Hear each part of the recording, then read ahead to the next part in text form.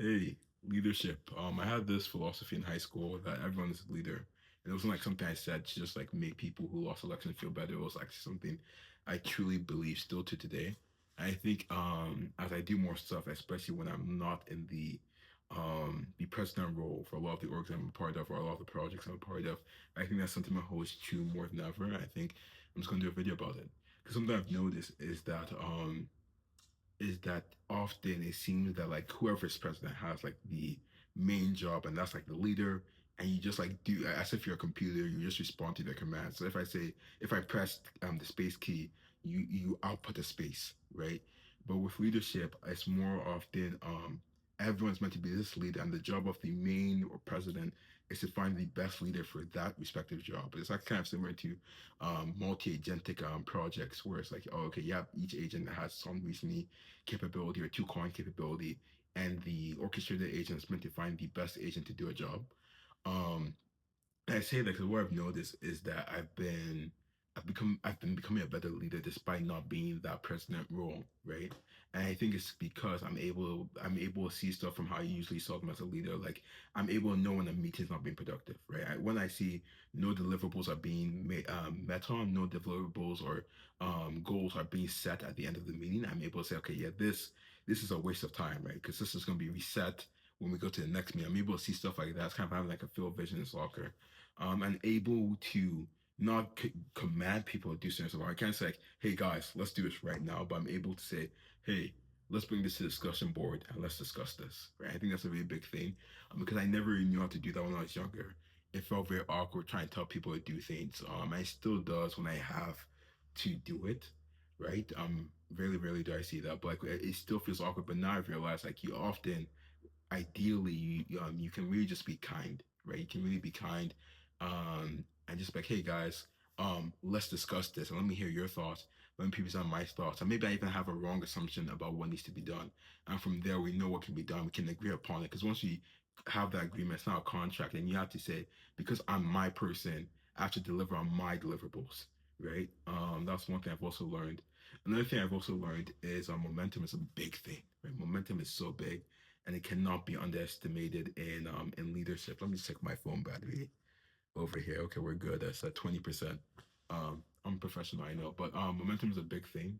It's because what I've seen with a lot of groups that do seem promising, have a cool idea, a cool basis, a cool goal, is that it starts off strong, and then eventually you hit a roadblock. It doesn't even have to be the craziest technical or just time-wise things. It used to be like a small roadblock, but once normally takes initiative to overcome that roadblock, the whole team gets stuck there, and then people start leaving because people are always moving in their life, and each project, each group is pulling them in a certain direction. So if that direction is no longer being pulled on, right, it now goes in all the other directions, and that direction gets left behind. So you can imagine you have a bunch of people holding a rope that goes out in multiple directions. If I start pulling my rope, right, that rope is not going to go in that direction, right? It's actually a kick game. I think it's similar to that. I think what I've learned to do to really increase that momentum is not like being bossy. Being bossy doesn't really accomplish much. I think it actually gives people a negative feeling for that team, and that's not something you want. I think what I've learned is more so just being like engaging, being fun, being comedic, and also being smart with how you do stuff. I know when to push the pace. I know when that sometimes if we have a deadline, I know when to say, hey guys, we're really gonna sprint, right? I'm gonna keep on pushing it. I'm gonna be a bit annoying, but like I'm gonna push for it. I know when to say, hey guys, we need to take a break, or I make jokes, and it's not like a me being like, oh, leader thing. It's just like, oh, I'm gonna push for this thing. I'm gonna suggest the thing, right? And that's a really big thing I've learned, to just be like your own individual leader in a team. Like even now with like Quantum Apex, like one of my favorite groups. We finished our sprint, got a lot of the work done. I'm really happy because like we were at this big stump that I was really fearful that I was going to disperse the team, and that eventually, if no work was done by the end of the week, then people would lose interest naturally and then be pulled in other directions of their lives. But we were able to get that done. So while Maria was retaken, but now what my next big thing, I have other goals like with experimentation of our project, but like our proof of concept rather. But my next big thing is also have like a game net, because the game net what it does, it gets everyone in the same place, it gets everyone seeing faces in a in a non-repetitive way because usually we have like a weekly meetings. But when you have this, it's like okay, then we have like a breath of fresh air. And it's like you have fun memories with these people. And it's like you want to continue doing fun stuff, and you can talk about ideas. And it's like it breathes life into the system rather than taking life away, right? Because like if you're working the same job every day, it kind of gets boring, right?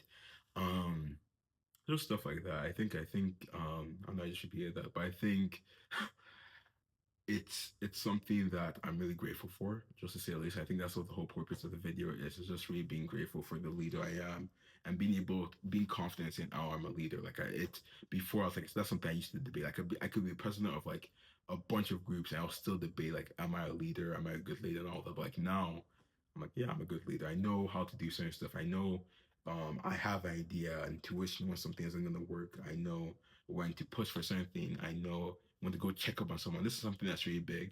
Because it's not like a the person's job. Like someone can be really busy. Like and this is like a good human thing to do. Like when you see someone's in distress, when someone isn't having the best day, like just go check up on them.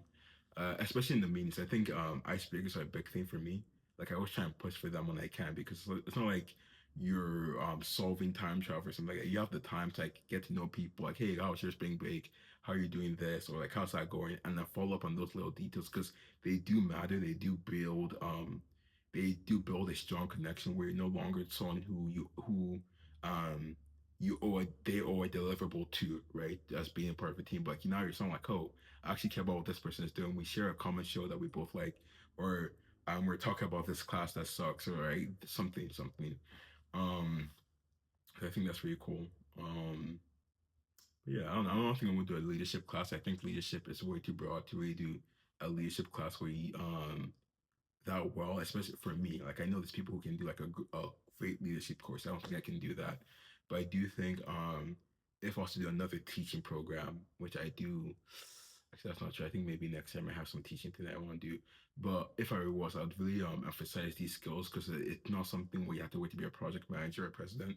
I think too often people get caught in that loop, and then because of that, become less engaged in taking a servitude leadership role in the team and you can see that impact the team because if everyone is a leader in the team, then that team's gonna move as fast because everyone's taking initiative, everyone is serving their other person, right? And it's like, oh, everyone's pushing and pushing extra because they're serving other people, and that just goes as fast as possible. Once leadership falls on one person, right, then like it loses that momentum it should have. Um, which I'm happy because like in the year, um, past 6 months or so, I haven't been in any position that or any team that was like that. So I've been really blessed with the teams I've been on lately. To say that though, I do think I need to take more of an initiative, be more, take more initiative in the groups I'm in. I think there's certain stuff that need to be done in terms of restructuring. That would make the team and the organizations as a whole move, better. So I'm really going to try and push for that before the semester ends, so we can try it out and see how it works. And if it doesn't work as well, we can pivot to a new thing. And obviously, it's not going to be like oh, I'm going to be very bossy because my way is not the best way. I'm going to try and propose it and discuss it to see if we as a group can find the best way to move forward. Like with Big Thing AI, we've already talked about as a team, like we want to have more social events for the organization as a whole. Because right now we have like the most AI student out of all AI student organizations in Maryland. I suspect the DMV area we have the most. But we don't have as active as a student body, right? So we want to do more social. We want to do more social events to build that camaraderie, like where people are interested in what the other person is doing, and they come to the group chat to discuss. I think ColorStack has managed to do that pretty well.